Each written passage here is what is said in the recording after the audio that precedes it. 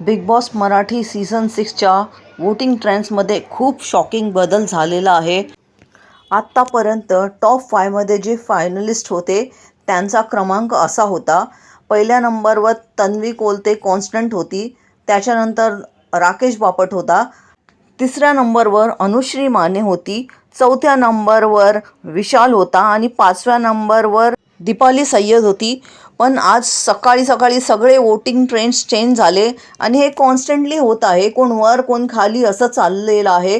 तर पहिल्या नंबरवर सकाळी विशाल होता, दुसऱ्या नंबरवर तन्वी होती, तिसऱ्या नंबरवर अनुश्री होती, त्याच्यानंतर चौथ्या नंबरवर राकेश बापट घसरला आणि 5व्या नंबरवर दीपाली सय्यद होती. तर हे कॉन्स्टंटली चेंज होत चाललं आहे. असं नाही की कोणता एकच कंटेस्टंट मागे पुढे होत आहे, सगळ्यांचा तेच आहे.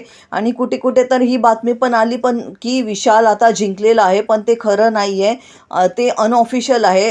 कारण जी वोटिंग ट्रेंड चालली आहे एकदम नेक टू नेक चालली आहे. सगळे वर खाली होतात आहे, मागे पुढे होत आहेत आहे.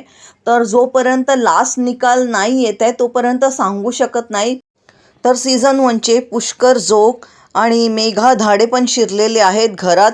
तर आपल्याला बघायला अजून पण भेटू शकतात शॉकिंग वोटिंग ट्रेंड्स. जोपर्यंत निकाल नाही येत आहे तोपर्यंत माझा चॅनल बघत राहा. Bye bye.